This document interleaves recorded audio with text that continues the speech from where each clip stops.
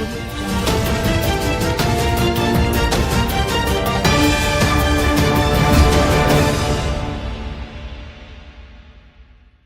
Media తెలుగుకి స్వాగతం. ఉక్కు నిర్వాసితుల సభలో మాజీ డీజీపీ పూర్ణచంద్రరావు మాట్లాడుతూ, కూటమిది బీసీల ప్రభుత్వం కాదు, పల్లా శ్రీనివాస్ టీడీపీ అధ్యక్షుడైనా సరే బిక్కుబిక్కుమని బతకాల్సిందే. అమరావతి రైతులకు కోట్ల రూపాయల్లో అందే పరిహారం ఉక్కు నిర్వాసితులకు ఎందుకు అందట్లేదని తెలియజేశారు.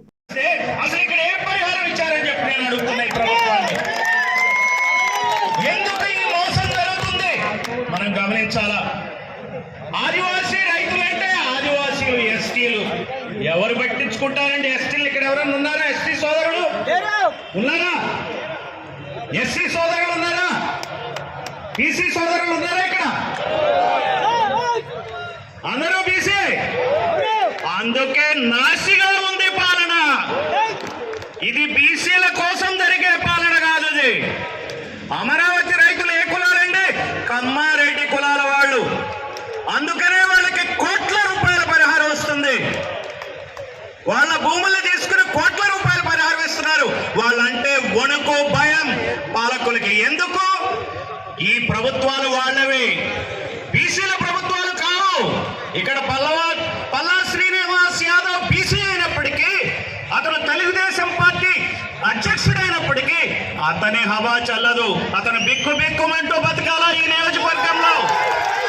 మీ దగ్గరకు వచ్చారా పల్లా శ్రీనివాస్ యాదవ్? మిమ్మల్ని కలిసారా? ఓట్ల కోసం అయితే వస్తాడా? రాడా? మళ్ళీ రాగలడా ఈ నియోజకవర్గంలోకి? మీ మొహాలు చూడగలడా? మరి భరత్ ఎంపీ కుర్రాడు, పాడ్కాస్ట్ ఇంటర్వ్యూలు ఇస్తాడు. గీతం యూనివర్సిటీ కొత్తగా భూమి దొరుకుతుంది, దాన్ని రెగ్యులరైజ్ చేసుకుంటానికి చాలా బిజీగా ఉన్నాడు. కానీ మీకు ఓట్లు వేయడానికి వచ్చారా? భరత్ ఓట్లు వేశారు కదా, గెలిపించారు కదా. మరి ఏం చేస్తున్నాడు ఇక్కడ? ఈ రోజున భరత్ ప్రభుత్వంలో మీరు ఒక ఎంపీని పంపారు, రాష్ట్ర ప్రభుత్వంలో ఒక పార్టీ అధ్యక్షుడినే చేశారు. అయినా కానీ మీ డిమాండ్స్ నెరవేర్చాల. కారణం ఏంటి? ఆదివాసీల బతుకులు అట్లా ఎత్తుకున్నాయి. కారణం ఏంటంటే ఈ ప్రభుత్వాలు మనవి కావు. ఈ ప్రభుత్వాలు రెండు పాలక కులాల ప్రభుత్వాలు. ఈరోజు చంద్రబాబు వెళ్తున్నాడు, అంతకుముందు జగన్ వెళ్ళాడు. జగన్ ఎందుకు ఆపలా? మీరు ఆలోచించండి. సెయిల్ ఆధ్వర్యంలో 5 స్టీల్ ప్లాంట్ ని ప్రైవేటైజ్ చేయడానికి మరి ప్రభుత్వం నిర్ణయం తీసుకుంది. 5ట్లో 4ని ఆ నిర్ణయాన్ని వెనక్కి తీసుకుంది, అవునా కాదా? కానీ విశాఖపట్నం స్టీల్ ప్లాంట్ విషయంలో ఏ రకమైన నిర్ణయం తీసుకోవాలా? ఎందుకని?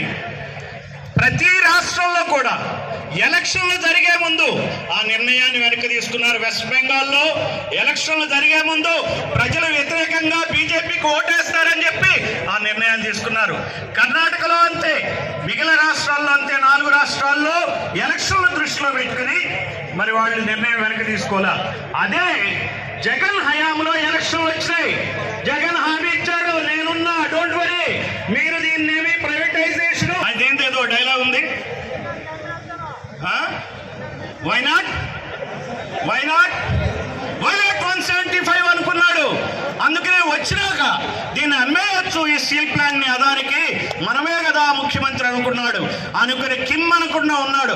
ఆ రోజున కనుక మోడీకి చెప్పినట్టయితే, లేదు మీరు ప్రైవేటైజేషన్ క్యాన్సిల్ చేయండి, మిగిలిన 4 రాష్ట్రాల్లో ఎలా అయితే స్టీల్ ప్లాంట్ ని ప్రైవేటైజేషన్ క్యాన్సిల్ చేశారో అదే విధంగా క్యాన్సిల్ చేయండి అంటే మోడీ చేసేవాడు.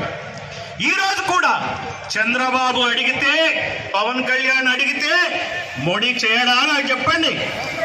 ఈ ప్రభుత్వం ఎవరి మీద ఆధారపడి నడుస్తుంది? కేంద్ర ప్రభుత్వం. చంద్రబాబు, పవన్ కళ్యాణ్, కుమారస్వామి, నితీష్ కుమార్ వాళ్ళ సపోర్టుతో ఈ ప్రభుత్వం నడుస్తుంది. చంద్రబాబు తలుచుకుంటే ఇది ఇవాళ గంటలో ఆర్డర్ వస్తుంది. ఆయన తలుచుకుంటాడా? మరి పవన్ కళ్యాణ్ ఏమన్నాడు? విశాఖ ఉక్కు ఆంధ్రుల హక్కు అన్నాడు. ఇప్పుడు ఎక్కడున్నాడు? మనం ఇవన్నీ ఆలోచించాలి. ఎందుకు ఈ మోసాలు జరుగుతున్నాయి? మన ఓట్లను దండుకొని వాళ్ళు ఈ రకమైనటువంటి కార్యక్రమాలు చేస్తున్నారు. ఇక్కడ ఏ కులా ఆధిపత్యమే ఈ రాష్ట్రంలో నడుస్తుంది. నువ్వు కాకపోతే నేను కాకపోతే నువ్వు సీఎం, బాబు కాకపోతే జగన్, జగన్ కాకపోతే బాబు. ఇప్పటికే ఆ నేరేటివ్ ని బిల్డప్ చేస్తున్నారు. జగన్ బాబు పని అయిపోయింది.